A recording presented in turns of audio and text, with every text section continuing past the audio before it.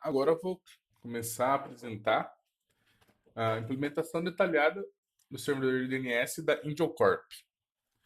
O objetivo aqui dessa tarefa foi construir um servidor com Byte9, servidor DNS com Byte9 seguro e funcional. A gente vai analisar aqui, desde o código, linhas por linhas aqui, o que está acontecendo nos containers também. E depois fazer testes, né? E comprovar que o desenvolvimento dessa implementação foi bem sucedido. Acho que a gente pode começar aqui pelo Dockerfile. Primeiro aqui, eu vou utilizar a versão mais recente do Byte9, baseada no Ubuntu. Depois eu vou rodar esse comando aqui, que ele vai instalar ferramentas extras, né? Ferramentas que não vêm nativamente aqui nessa imagem.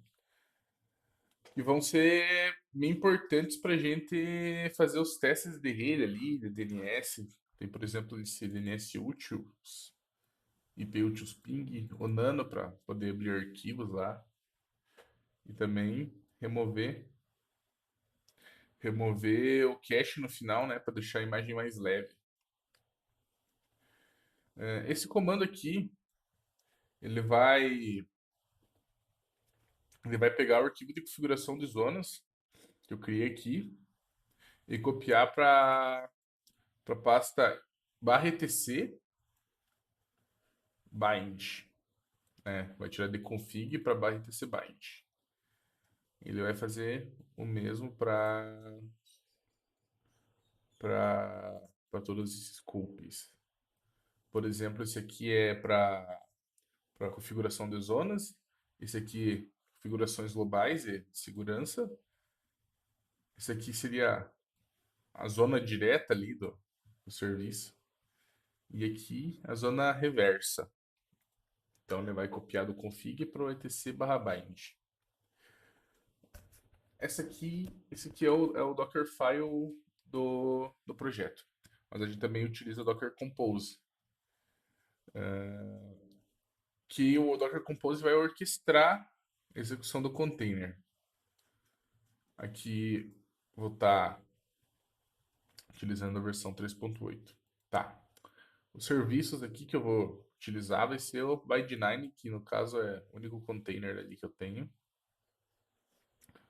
Ele vai executar a build utilizando ali, né, o Dockerfile que está na pasta raiz aqui, junto. O nome do container vai ser DNS Server. E as portas, isso aqui é bem importante, né? Dentro do container, o DNS vai rodar na porta 53, mas eu vou mapear para minha máquina na porta 7777. Porque aqui eu vou poder testar direto da minha máquina sem precisar entrar no container para isso. Esse comando restart unless stopped é para que se o servidor cair, o servidor reiniciar, o DNS suba de novo automaticamente. Agora a gente pode já começar a já falar sobre as configurações aqui do DNS. Primeiro vamos aqui no namedconfig.options. Primeiro esse ACL Trusted, a gente vai criar uma lista de controle de acesso, né, chamada Trusted, que aqui eu vou definir quem eu confio na rede. Esse aqui seria o meu localhost. Esse aqui é a rede simulada da Angel Corp. Este IP é da redes privadas, padrão do Docker. E este aqui são de redes locais comuns. Options. Agora vamos falar sobre a seção aqui. Aqui, quando eu abro aqui, ele vai dar início à seção de opções. Aqui ele vai mostrar o diretório, né, dessas opções. Recursion, yes. Ele vai habilitar a recursividade aqui nas configurações, né? Ele vai permitir que o servidor busque respostas em sites externos. Essa configuração aqui vai, vai permitir que qualquer um pergunte sobre os domínios com que eu sou dono. Ou seja, quem pode perguntar minhas coisas, todos. Ou seja, qualquer um pode fazer perguntas para esse servidor. Hello Recursion Trusted significa que apenas IPs dessa lista aqui podem usar o servidor para navegar na internet. Ou seja, vai bloquear para que, sei lá, por exemplo, hackers externos entrem aqui e utilizem esse servidor DNS para fazer requisições para fora. Esses forwarders aqui seria para o caso de, por exemplo, o meu servidor não saber a resposta de, sei lá, um site aleatório que tem aí na internet global, que ele provavelmente ele não vai saber, então ele vai encaminhar a busca para esses outros dois servidores de DNS, que seria aqui o do Google e da Cloudflare. Aqui eu defino qual que é a versão do servidor, o servidor DNS Angel Corp de acesso restrito. E aqui eu também habilito para ele escutar endereços IPv6. Agora a gente pode ver aqui as declarações de zonas, nameconf.local. A primeira zona aqui, a zona direta que eu vou declarar, que são os domínios pertencentes a Angel Corp, né? A zona direta que eu vou declarar aqui é a angelcorp.com.br. Type master. Aqui eu digo que esse servidor é o dono da zona, né? E aqui eu aponto onde está os arquivos com os dados. Essa aqui é a zona reversa para a rede. Aqui, o IP aqui é o contrário, né? Aqui o IP é o contrário, que seria 10.0.0 e por aí vai. E aqui eu posso dizer que também é tipo master e que vai apontar para este arquivo aqui, db.10.0.0, que está no etc/byte. Agora eu posso declarar as zonas diretas aqui do db.idiocore.com.br.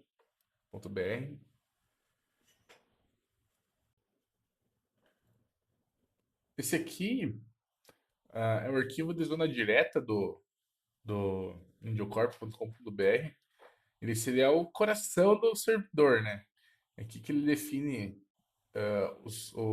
entre aspas, a lista telefônica que vai traduzir os nomes amigáveis para endereço IP para que o computador entenda. Eu vou explicar aqui o que esse bloco faz. O TTL é o tempo de vida padrão. Ele vai dizer para os outros servidores que se memorizar uma resposta, pode guardar por uma semana, né? Esse número aqui vai indicar em segundos o que seria uma semana, antes de perguntar de novo. Isso aqui, esse símbolo aqui, é um atalho que significa a origem. No caso, ele substitui o angelcorp.com.br. O SOA é o Start of Authority, que é o registro mais importante, ou seja, ele vai dizer que ele é a autoridade máxima dessa zona. ns.angelcorp vai ser o servidor mestre e admin vai ser o e-mail do administrador, né? Isso aqui, o serial, é o número da versão do arquivo. Sempre quando edita o arquivo, deve aumentar o número, para que os servidores secundários também entendam essa mudança. Isso aqui, no caso, condiz com uma data, né? Ah,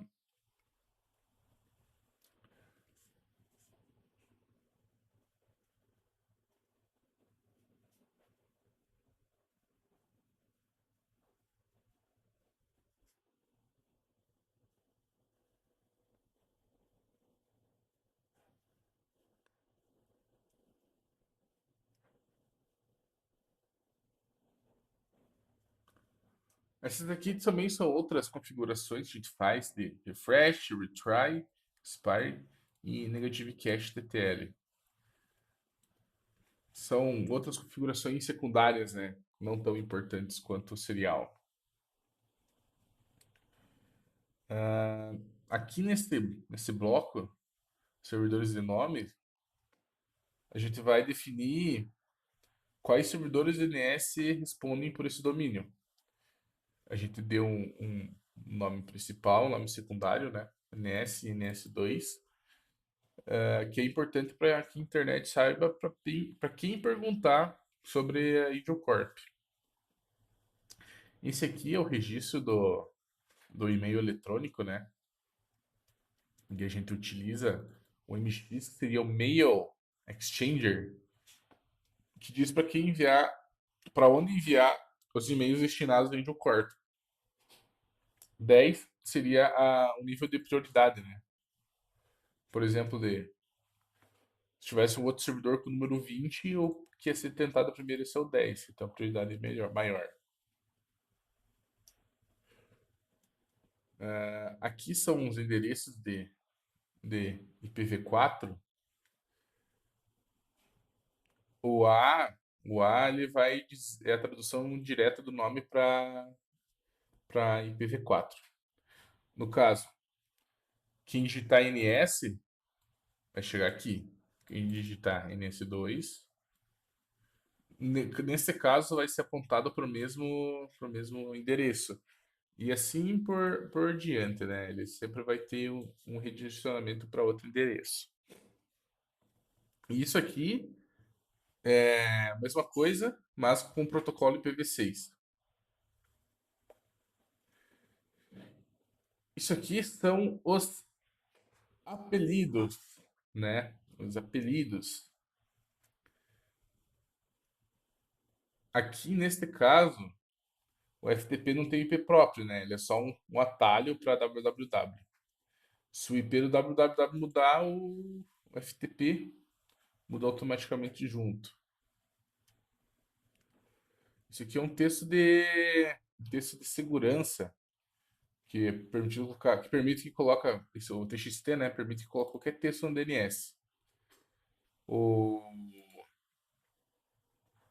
o SPF, primeiro registro, é uma medida de segurança anti-spam.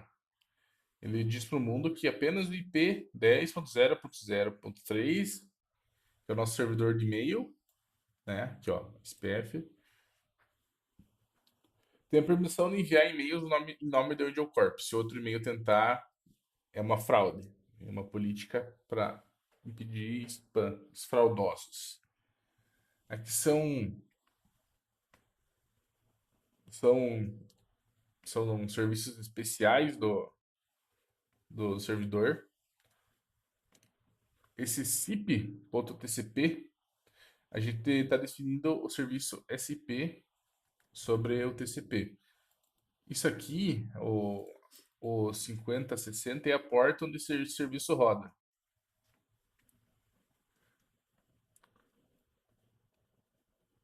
E aqui, ó, que é o serviço de VoIP, né? E aqui a gente vai definir o IP desse servidor, desse serviço ali mencionado acima.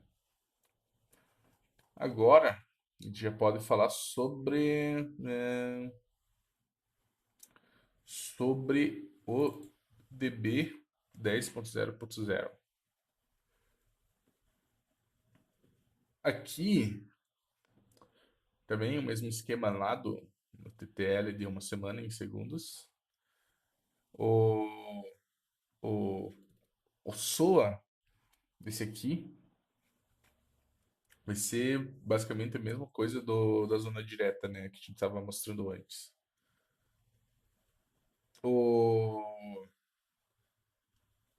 O que vai, o que vai mudar mesmo consideravelmente vão ser estes registros aqui.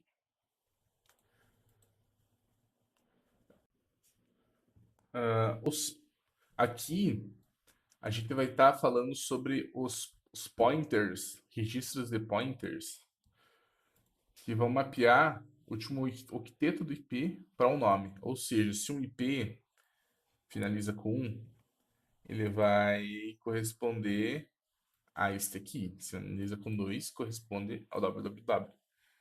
E assim por diante. Agora a gente pode fazer testes aqui para comprovar o funcionamento dessa atividade. Vou iniciar aqui rodando um dig localhost -p para a porta 777, acessando o www de angelcorp.com.br. A gente pode ver aqui que ele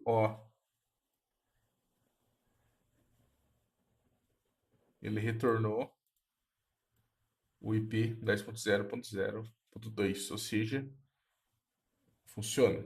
A gente também pode testar o e-mail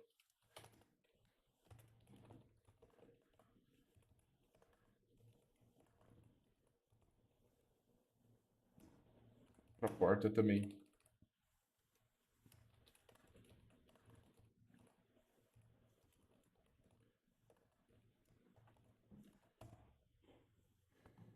E aqui a gente pode ver que ele respondeu para mail.angelcorp, que a configuração está correta. Também pode fazer um teste reverso, né? Já testando essa implementação aqui.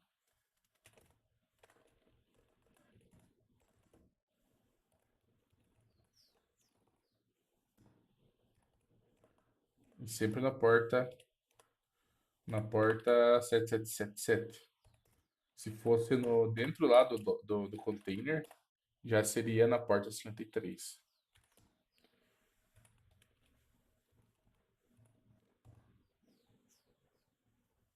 Ó,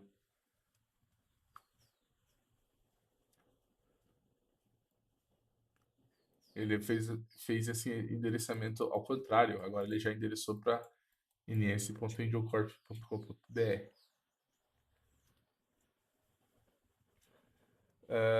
Aqui a gente pode fazer o teste do VoIP, que era um desafio opcional, né, desse laboratório,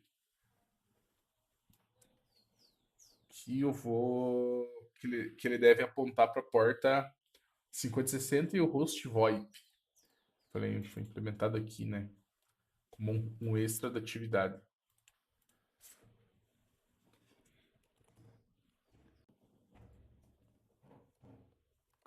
Eu tinha digitado o comando errado aqui, por isso ele não tinha dado o resultado correto.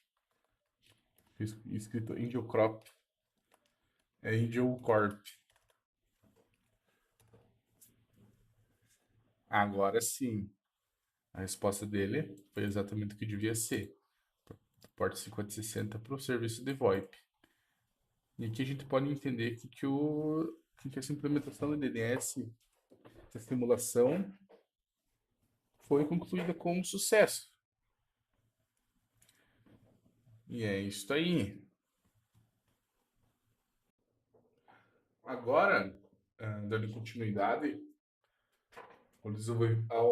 à estruturação da infraestrutura de TI da Angel Corp, agora eu vou apresentar a implementação da nossa camada de serviços web, que seria o laboratório de Nginx. No laboratório anterior, a gente configurou DNS para aqueles nomes lá que existiam. E agora a gente vai configurar o Nginx para começar a entregar aplicações. O Nginx aqui foi escolhido porque eu acredito que seja ideal para atuar com. Eu acredito, né, que a escolha do Nginx foi feita porque ele é ideal para atuar como servidor web de alta performance e de proxy reverso. Nesse laboratório foi implementado três requisitos distintos, utilizando containerização, que seriam de segurança pública, que seria um site institucional, com HTTPS forçado, segurança por obscuridade, um sistema de relatórios que rodam em portas, um sistema de relatório que roda em portas não padrão, e controle de acesso, uma área de documentos protegida com autenticação. Primeiro vou explicar aqui como está o nosso Docker Compose.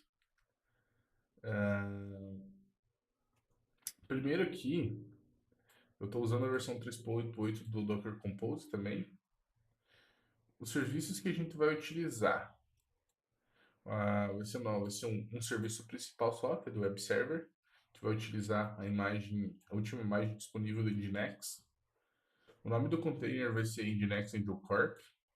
As portas, eu vou mapear a porta 80 do container para a porta 7777 da minha máquina. A porta 443 do container para a porta 8888 da minha máquina. E a 8080 do container para 9999 da minha máquina.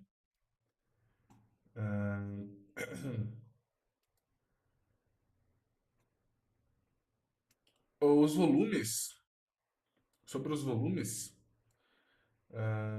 eu vou usar bind mounts para persistência de edição em tempo real, que daí vai mapear diretórios locais para dentro do container. Esse aqui vai injetar as regras do servidor e o Nginx consegue ler automaticamente qualquer arquivo .conf dessa pasta. Aqui ele vai injetar o conteúdo HTML. Esse aqui vai mapear os logs para auditoria externa. Pode até reparar que aqui já tem alguns logs dos meus testes que eu fiz. Agora a gente já pode ir para a parte ali de configuração. Começar aqui por www. Tá. Primeiro, esse aqui é um arquivo mais complexo porque ele lida com criptografia, né? Então ele possui dois blocos no servidor. Aqui primeiro, a gente vai fazer essa configuração.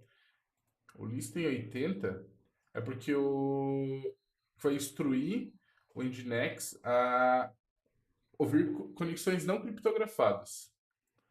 O server name diz que vai definir que esse bloco responde pelo domínio da Angel Corp. Return 301 é uma diretiva de segurança. O código 301 significa movido permanentemente. A gente está forçando que qualquer usuário que chegue via HTTP, ele vai ser redirecionado para HTTPS, preservando aqui a URL original, né? O request URI. Aqui, esse segundo bloco, a configuração já é um pouco diferente. O Listing 443 SSL ele já vai habilitar um socket seguro, também com server name Angel Corp, né? Isso aqui ele vai apontar para os arquivos de chave pública privada que eu gerei com o OpenSSL. Agora eles já estão gerados, eu não vou gerar aqui no vídeo, mas dá para saber, né, o processo que foi feito. Aqui então ele vai apontar para a chave pública e privada, né? Que são eles que permitem o handshake criptografado.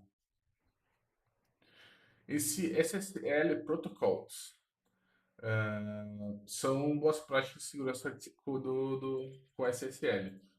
O SSL Protocols TLS V1.2 e o V1.3 ele vai bloquear protocolos obsoletos, né? Tipo versões antigas de SSL. Ele vai utilizar esses TLS.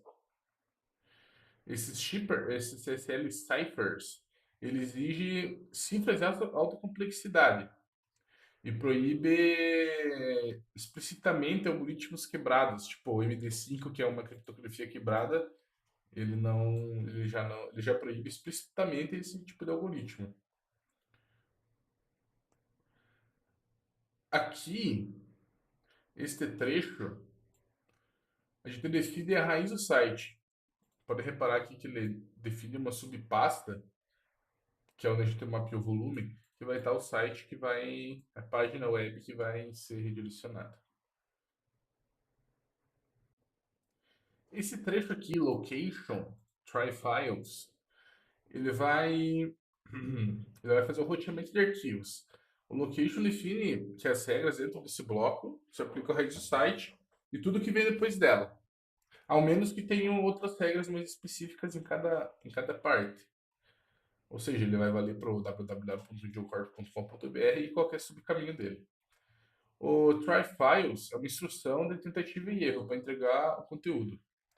O Nginx vai seguir essa ordem lógica.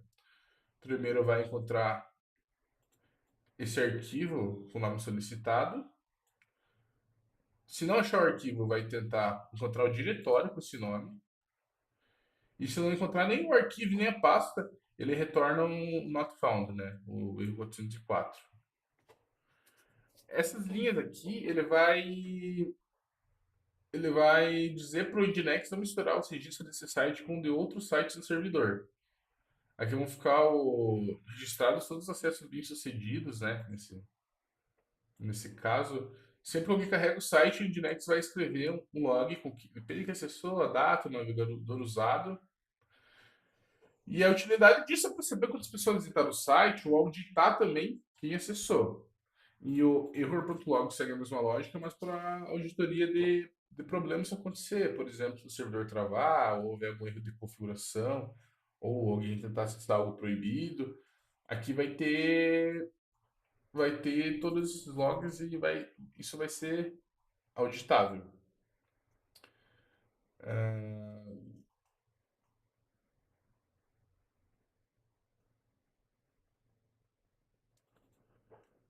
Aqui, agora, a gente vai estar fazendo a configuração dos relatórios, da página de relatórios do Corp. Aqui, então, para serviços internos, a gente vai simular uma aplicação que roda fora das portas web padrão.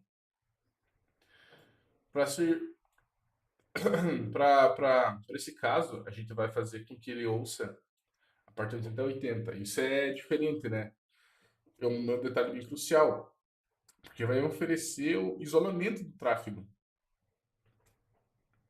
O nome do server vai ser relatórios, ao invés de www. O conteúdo também isolado, isso é importante. E segue a mesma lógica ali de gerar os logs e o location, de buscar os arquivos ou caminhos. Agora, a gente vou mostrar a parte de docs. Isso aqui é a área restrita, né? A gente vai implementar a autenticação em nível do servidor antes de carregar o HTML. Aqui é o da porta 80, o nome desse docs.angiocorp. Aqui ele vai ter a autenticação ligada. Ou seja, essa linha aqui vai ativar o módulo de produção HTTP. Essa string é a mensagem que o navegador exibe ao usuário.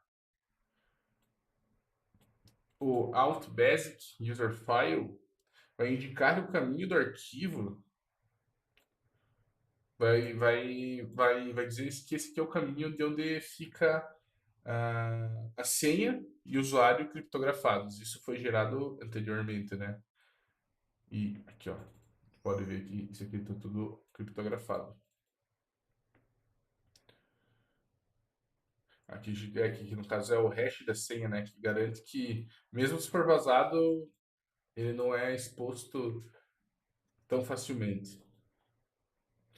Agora a gente já entendendo que está tudo configurado, a gente pode começar a fazer os testes. Eu vou puxar o navegador para cá.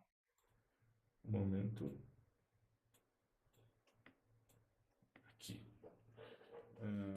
botar aqui HTTP localhost. Ah, é importante rodar o Docker, né? O container. Deixa eu limpar tudo que eu tenho no container aqui agora para. E vou rodar isso aqui.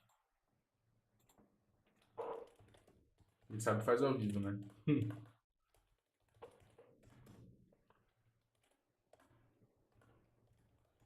Desculpa se ficar meio longo essa apresentação por conta disso.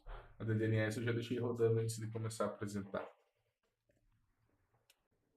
Agora eu fiz os testes ali do container, eu cortei o vídeo, eu testei aqui. Vamos testar aqui no vídeo. Primeiro eu vou testar na porta 9999. E ele vai abrir corretamente a página de relatórios AngelCorp. Que ele vai mapear para a porta 8080 os relatórios. E a gente configurou o servidor dessa forma mesmo, que vai isolar isso aqui dos demais sites. Depois no navegador, a gente vai entrar com a conexão segura na porta 8888. Anteriormente, a primeira vez quando eu testei ali o container, quando eu cortei o vídeo, ele mostrou um aviso ali que o site não era seguro. Como o único site configurado com SSL, o Nginx vai carregar imediatamente, né? Mas o servidor vai alertar sobre o certificado autoassinado, que vai provar que a nossa criptografia tá ativa, né? A gente aceita o risco avançando ali e entrando na página. E aqui a gente tem a página principal do site carregada. Agora a gente pode testar aquela versão com autenticação, que ela é HTTP. Localhost 7777. Ele provavelmente já vai estar logado também. É, já está logado. Porque eu testei, eu fiz o login e ele deixou a sessão ativa. Senão ele mostrava uma caixinha de alerta aqui. Aqui é a parte de documentos, né? Como eu tô no localhost, não pelo nome do domínio, o Nginx vai entregar o primeiro site que ele achar na configuração aqui, ó. Se eu só der. Opa! Localhost 7777, ele vai assistir a primeira página que ele conseguia encontrar na configuração. Por ordem alfabética é o docs, né? Isso vai confirmar que a nossa área restrita está ativa. Se eu tentar acessar, ou ele vai bloquear, ou vai pedir a senha e vai aprovar, né? Ou ele guarda a sessão em cache, e né, foi nesse caso que ele entrou direto.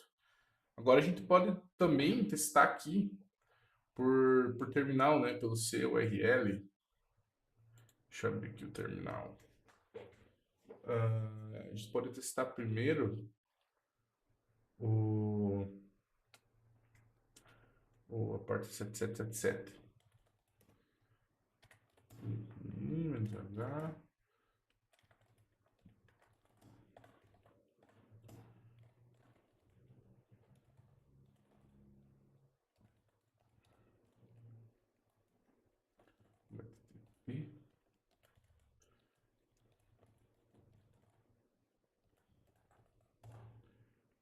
Olha só.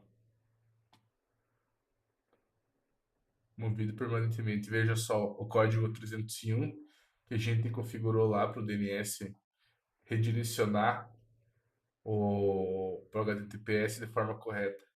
Detalhe, né? É bom a gente pontuar isso, porque dessa forma que está aqui, ele vai redirecionar para a porta 433. Mas, os testes que eu fiz no navegador, eu fiz de forma externa, ele não se ele redirecionar para a porta 433, ele vai estar mapeando uma porta dentro dentro do container que não está mapeada para fora, de forma alguma. Então ele pode ocorrer esses erros. Mas aqui, testando dessa forma aqui, a gente pode saber bem certinho o que está acontecendo, né? Neste caso. Então, então é isso aí esse trabalho. Esse comando aqui, né? Já que o que faltava provar ali seria essa parte de mover e direcionar para outra porta. Aqui a gente consegue testar isso tecnicamente. E seria isso, essa atividade. Agora vamos para a próxima. Agora a gente vai. Agora eu vou apresentar a infraestrutura de transferências de arquivo da Core. Após a gente implementar o Next, a gente vai fazer isso. O método tradicional FTP é conhecido por falhas de segurança. Então, por isso, esse projeto foi arquitetado com uma solução de containers que permitisse ter um ambiente de FTP inseguro e um ambiente de FTP seguro com criptografia, SSL e TLS. Também disponibilizar acesso via SCP ou SFTP sobre o SSH. Para garantir que o ambiente ficasse isolado e tivesse uma possibilidade de ser reproduzidos em outros ambientes, também foi uma solução legal utilizar o Docker para orquestrar tudo isso simultaneamente, né? Eu vou iniciar aqui. Vai começar aqui então mostrando o Dockerfile, que é a imagem base, né? Que a gente vai orquestrar. A gente vai utilizar a imagem base do Ubuntu para garantir compatibilidade com os pacotes mais recentes, né? A gente vai instalar, então, o VSFTP, que é o servidor FTP, OpenSSH Server para o SSP, na mesma imagem, que vai ser um ambiente híbrido, né? Que vai ser capaz de atender todos os protocolos. E também o Nano e todos os pacotes se for necessários.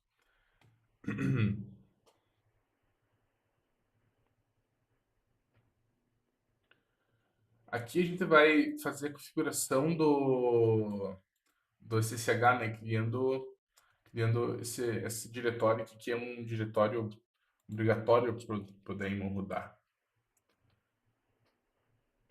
Aqui a gente vai rodar esse user edge, a gente vai criar um usuário no sistema que vai ser o aluno FTP e a senha vai ser esse aqui. E a gente vai colocar essa flag aqui que que esse diretório que vai ser a pasta pessoal dele. Aqui nessa criação de diretório, a gente vai preparar a estrutura de diretório, vai simular o servidor web do Angel Corp. Assim que o container subir, esses arquivos já vão estar lá. E esse comando aqui vai ajustar as permissões de propriedade, porque sem isso o FTP não vai conseguir gravar arquivos na pasta, né? Isso aqui também é outra pasta obrigatória para rodar o VSFTP de forma mais correta, né? Isso aqui é permissões de log. E isso aqui é portas expostas, mas o que vai valer mesmo de porta exposta é o que vai ser definido lá no Compose. Aqui no Compose, a gente vai fazer a orquestração do container. A gente vai definir três serviços que vão ser rodados em paralelo. Primeiro vai ser o FTP inseguro, que é a versão mais básica ali do FTP que a gente vai rodar. Que o nome do container vai ser FTP inseguro. Esse comando aqui vai mapear vai mapear o uso do arquivo, vai tipo forçar o uso do arquivo de configuração que a gente está definindo para esse inseguro aqui. Isso aqui é o mapeamento de portas de dentro para fora. Neste caso aqui, a gente está criando range de portas, né? Ele não vai mapear uma porta específica, e sim um intervalo de portas. Que o FTP, em modo passivo, abre várias portas aleatórias para definir, para transferir os dados, né? Então a gente mapeia esse range. Se a gente não mapear o range, né? Quando a gente faz o login, a listagem dos arquivos trava, né? Por bloqueio. O segundo serviço, esse Endless. Também o mapeamento dos volumes, né? É meio importante. O Restart, Endless Stopped, que tem nos três aqui, é para quando o container cair, ele subir de novo automaticamente. Esse outro container, é para ter a versão da FTP seguro criptografado. A gente vai isolar o serviço nesta porta aqui, tal qual, essa aqui, né? Porta de controle. E a gente também vai definir range, mas nesse caso range diferentes, né? Porque vai ser um container híbrido, ele vai suportar os dois em um container só. Aqui agora, quando a gente está mapeando os volumes, a gente tem que se atentar agora a mapear o volume da chave do certificado digital que a gente criou. A gente criou ali com o OpenSSL. O SSH Server,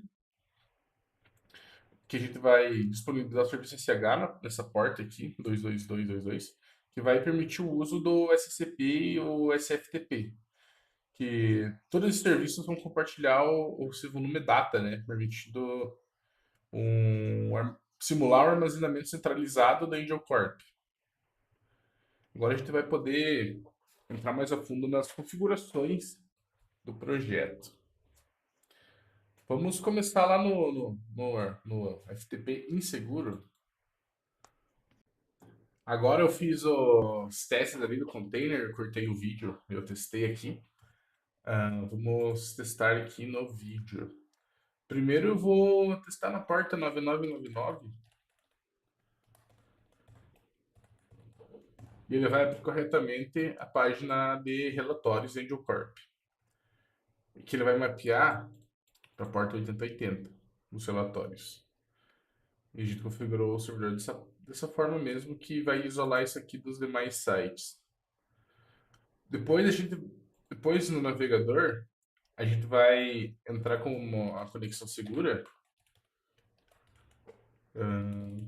na porta 8888. Anteriormente, a primeira vez quando eu testei ali o container, quando eu cortei o vídeo, ele mostrou um aviso ali que o site não era seguro. Como, como único site configurado com SSL, o Nginx vai carregar imediatamente, né? Mas o servidor vai alertar sobre o certificado assinado, que vai provar que a nossa criptografia tá ativa, daí a gente aceita o risco, avançando ali e entrando na página. E aqui a gente tem a página principal do site carregada. Agora a gente pode testar aquela versão com autenticação, que ela é HTTP. Localhost 7777. Que ele provavelmente já vai estar logado também. Já está logado. Porque eu testei, eu fiz o login, ele deixou a sessão ativa. Senão ele mostrava uma caixinha de alerta aqui. Aqui é a parte de documentos, né? Como eu tô no localhost, não pelo nome do domínio, o Nginx vai entregar o primeiro site que ele achar na configuração aqui, ó. Se eu só der. Opa! Localhost 7777, ele vai assistir a primeira página que ele conseguia encontrar na configuração. Por ordem alfabética é o docs, né? Isso vai confirmar que a nossa área restrita está ativa. Se eu tentar acessar, ou ele vai bloquear, ou vai pedir a senha e vai aprovar, né? Ou ele guarda a sessão em cache. E, né, foi nesse caso que ele entrou direto. Agora a gente pode também testar aqui por terminal, né? Pelo CURL. Deixa eu abrir aqui o terminal. A gente pode testar primeiro o, a porta 7777. Devagar.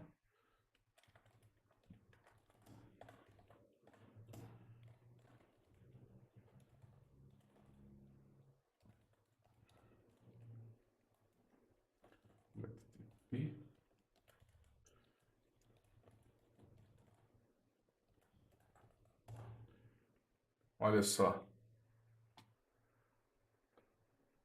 Movido permanentemente. Veja só o código 301 que a gente configurou lá para o DNS redirecionar para o HTTPS de forma correta. Detalhe, né? É bom a gente pontuar isso, porque dessa forma que está aqui, ele vai redirecionar para a porta 433. Mas, como os testes que eu fiz no navegador, eu fiz de forma externa, ele não se ele redirecionar para a porta 433, ele vai estar mapeando uma porta dentro do container que não está mapeada para fora, de forma alguma. Então ele pode ocorrer esses erros. Mas aqui, testando dessa forma aqui, a gente pode saber bem certinho o que está acontecendo, né? Neste caso. Então, é isso aí esse trabalho. Esse comando aqui, né? Já que o que faltava provar ali seria essa parte de mover, redirecionar para outra porta. Aqui a gente consegue testar isso tecnicamente. E seria isso, essa atividade. Agora vamos para a próxima. Agora a gente vai. Agora eu vou apresentar a infraestrutura de transferências de arquivo da Ediocore. Após a gente implementar o Nginx, a gente vai fazer isso. O método tradicional FTP é conhecido por falhas de segurança. Então, por isso, esse projeto foi arquitetado com uma solução de containers que permitisse ter um ambiente de FTP inseguro e um ambiente de FTP seguro com criptografia, SSL e TLS. Também disponibilizar acesso via SCP ou SFTP sobre o SSH. Para garantir que o ambiente ficasse isolado e tivesse uma possibilidade de ser reproduzidos em outros ambientes, também foi uma solução legal utilizar o Docker para orquestrar tudo isso simultaneamente, né? Então, vai iniciar aqui, vai começar aqui então mostrando o Dockerfile, que é a imagem base, né, que a gente vai orquestrar. A gente vai utilizar a imagem base do Ubuntu para garantir compatibilidade com os pacotes mais recentes, né? A gente vai instalar, então, o VSFTP, que é o servidor FTP, OpenSSH Server para o SSP, na mesma imagem, que vai ser um ambiente híbrido, né, que vai ser capaz de atender todos os protocolos. E também o Nano e todos os pacotes se for necessários.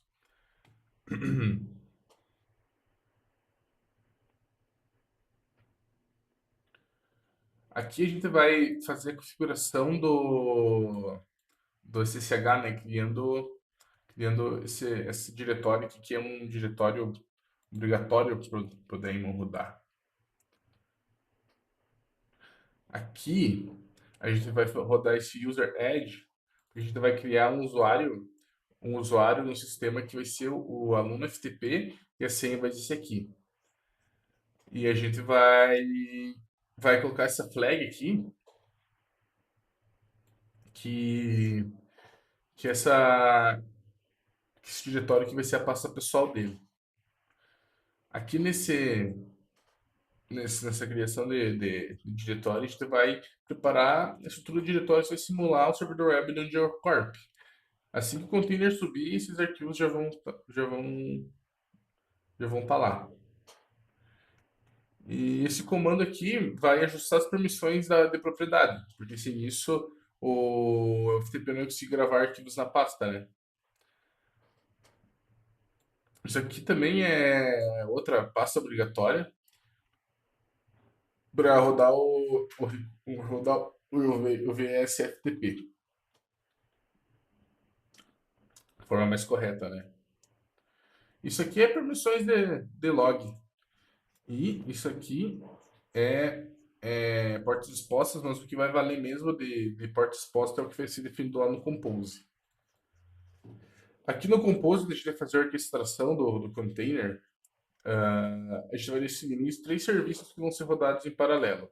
Primeiro vai ser o FTP inseguro, que é a versão mais básica ali do FTP que a gente vai rodar.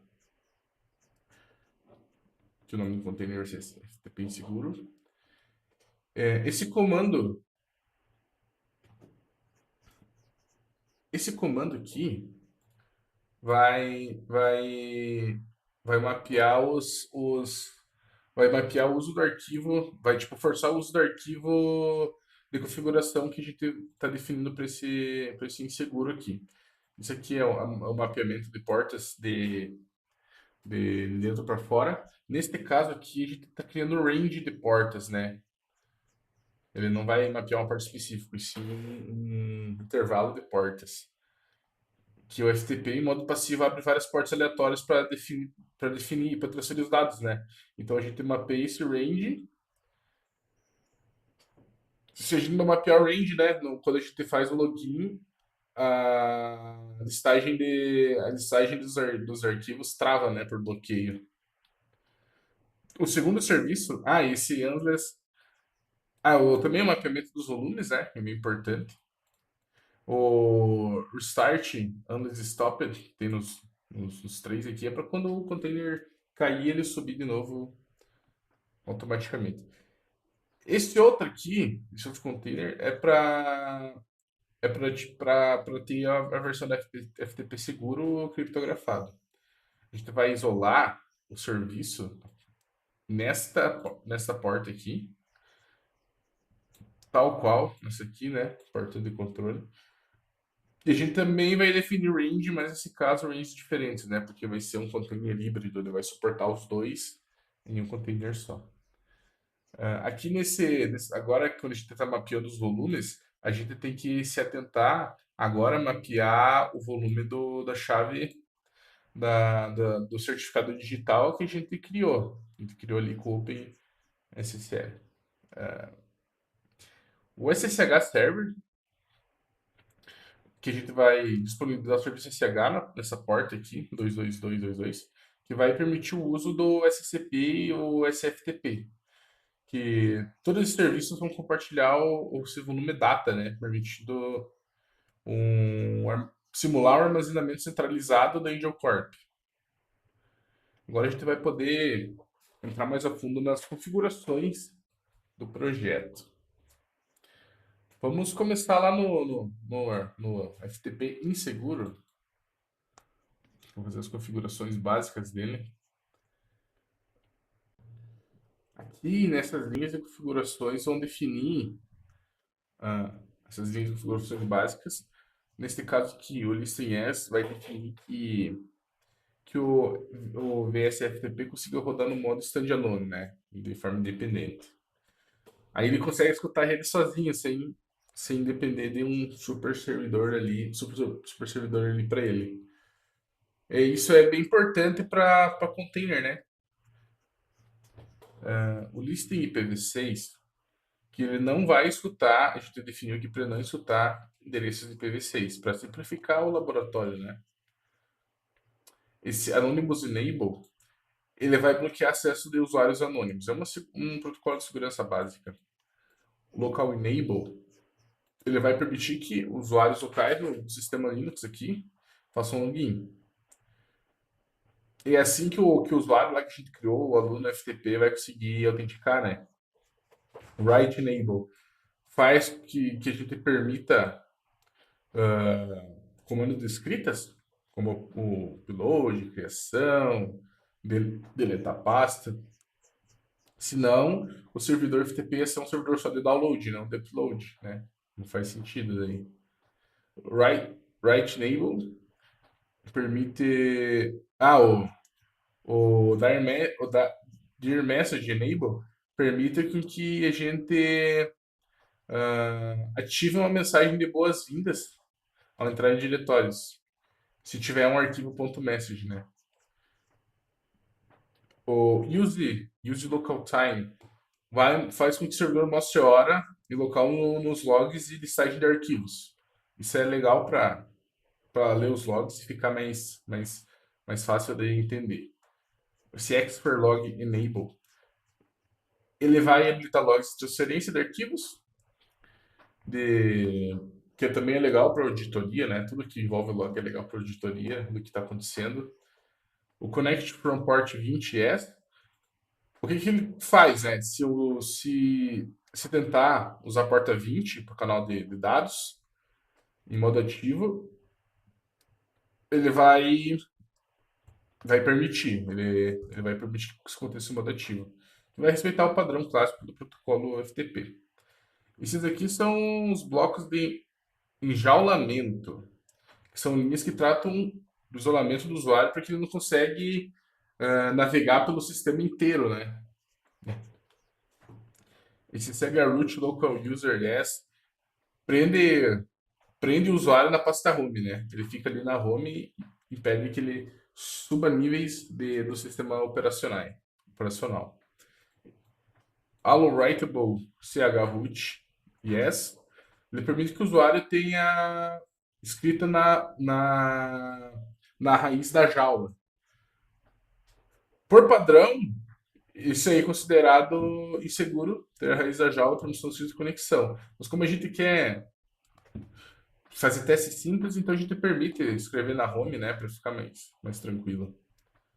Esse seeker chroot para esse diretório aqui, ele vai definir um diretório vazio que o VSFTP usa internamente para processos que não precisam de acesso dos sistemas de arquivo.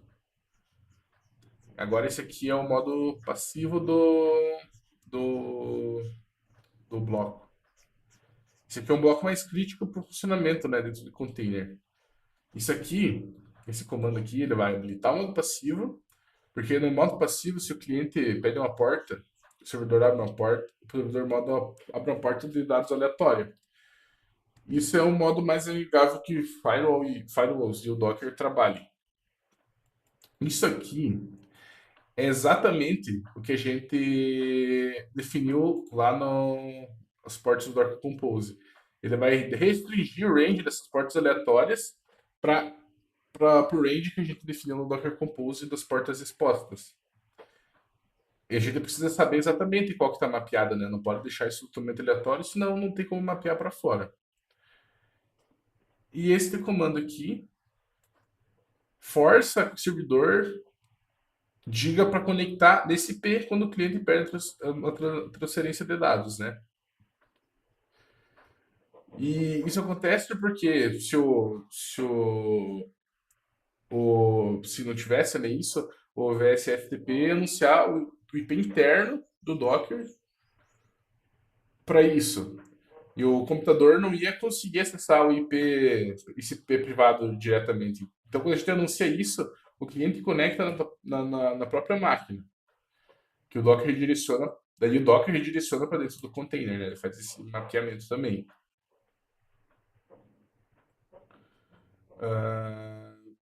E isso aqui é para delimitar o SSL, né? Que ele vai forçar a insegurança explicitamente. Agora a gente vai poder falar já sobre o VSFTP já seguro com criptografia.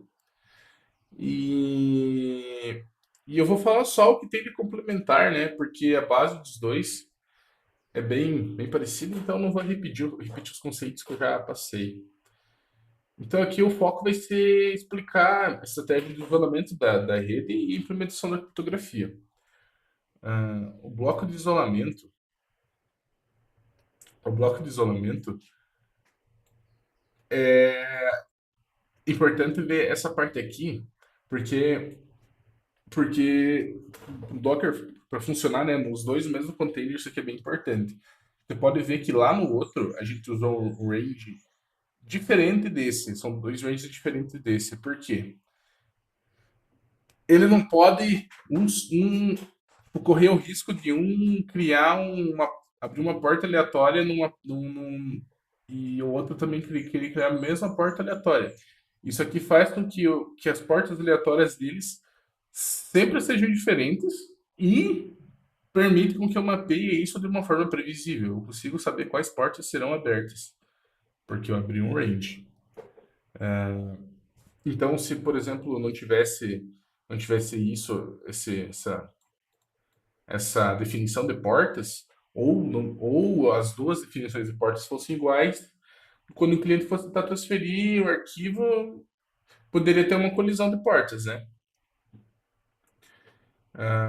E aqui é o bloco de criptografia. Diferente do outro lá que a gente definiu isso aqui como null, agora a gente já começa a trabalhar com isso.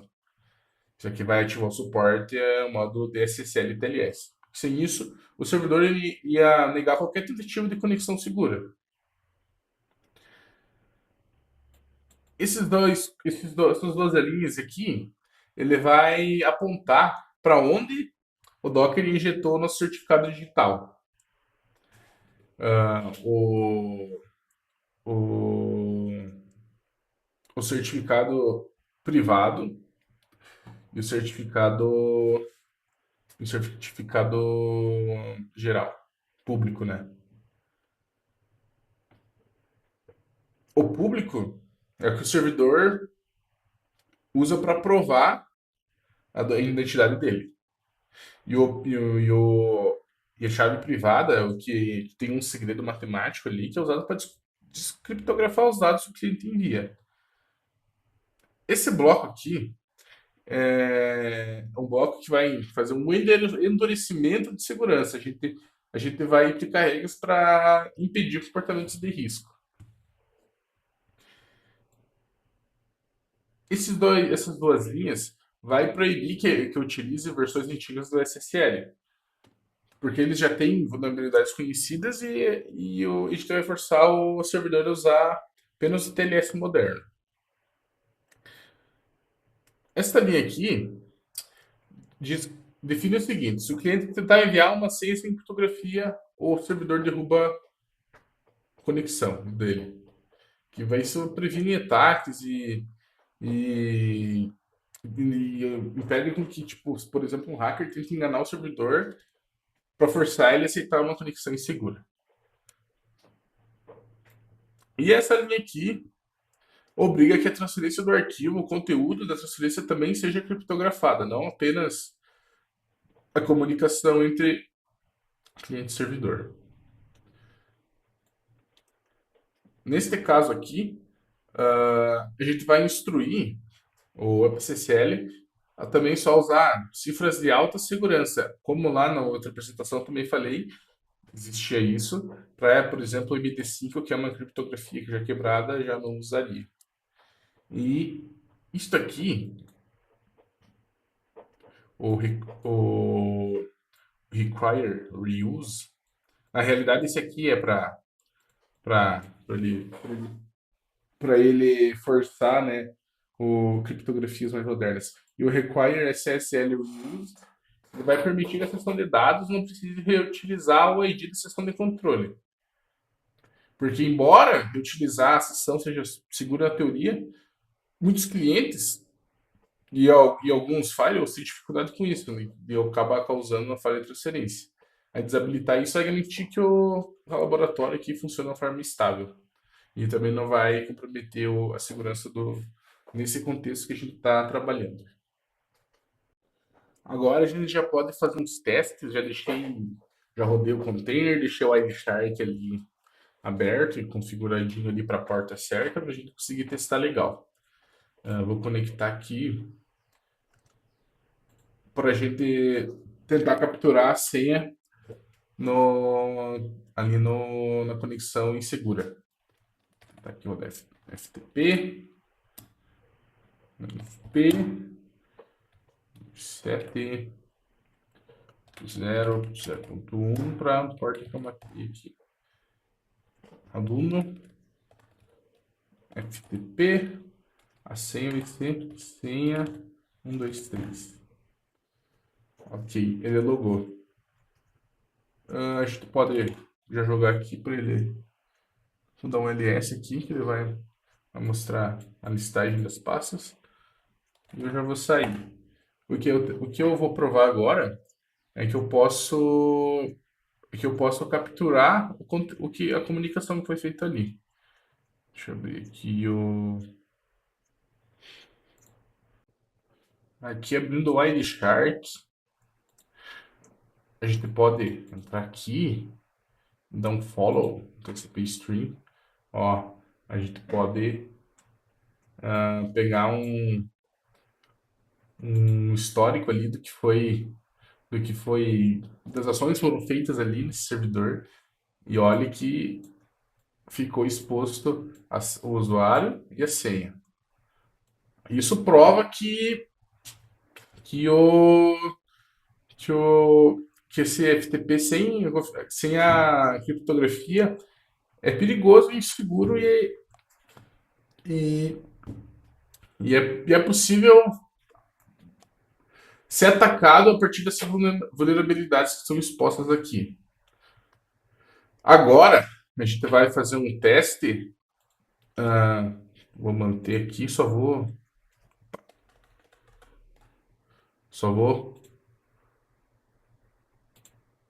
limpar aqui. Ixi, calma. tcp.port. Isso aí, tá limpo. Aqui, a gente pode acessar usando LFTP, e tem que setar o certificado para ele não verificar, porque foi um certificado gerado aqui por mim mesmo, um certificado autoassinado, então o sistema não vai confiar nele nativamente. Então, para a gente fazer um teste aqui, eu acho mais interessante fazer assim. Vamos abrir aqui.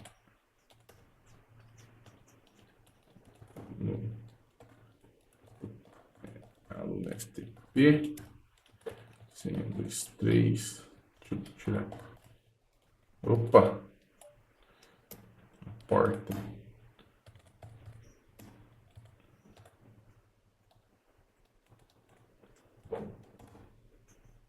Opa, entrei já. Beleza. Já tô dentro. Deixa eu fazer um diretório aqui. Perdir, teste. Ó, o diretório está aqui. Isso aí, a gente já conectou, já criou um diretório. Então, a gente pode já ir lá para o Shark e fazer essa visualização. Agora a porta essa aqui, né? Vamos ver aqui. Follow. Ó, Alt, TLS. E ele criptografou tudo. Ele fez o handshake e criptografou tudo. Isso prova que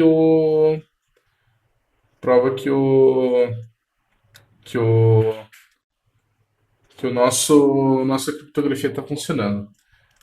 Agora a gente vai utilizar um recurso mais moderno para transferência de arquivos, seria o, o SCP, na porta 2222 que a gente configurou. Primeiro eu vou criar. Eu já tenho um arquivo aqui, relatório, criei agora há pouco. A gente vai fazer o comando de envio do arquivo. Porta 2222, relatório, aluno FTP, o nosso IP.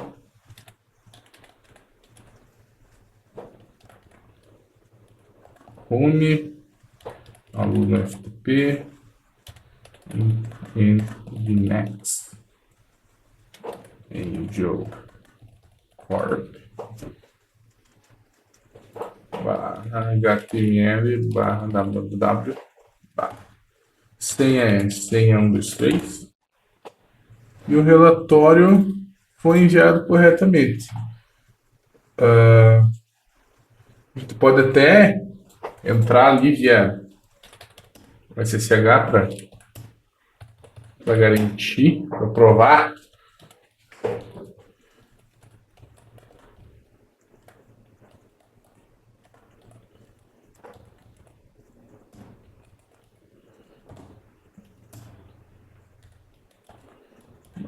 No FTP, Nginx, Corp,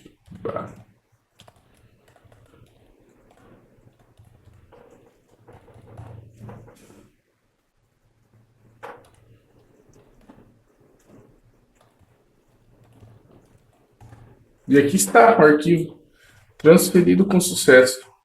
Vamos dar uma olhada aqui no Wireshark. Vamos ver a porta.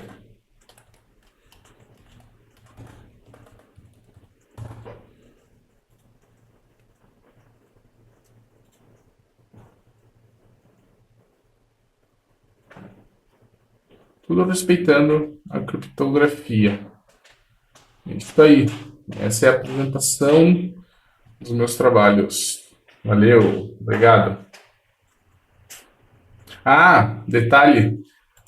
Eu te mostrei em sala a implementação daquele ISP-config que substituiu o CWP, que a gente acabou não conseguindo implementar, e você tinha dito que valeria um ponto extra se implementasse algum outro interface para gerenciamento ali, servidor. E eu implementei o SP, eu te mostrei em sala e tá lá, e tá no servidor, na sala, lá no laboratório, e eu não consigo acessar daqui agora para apresentar. Eu te mostrei brevemente e você pediu para gravar um vídeo, só que tá lá e eu não consigo gravar. Enfim, só para avisar, né? Não sei se vai valer ponto extra ou não, mas eu fiz. Até mais.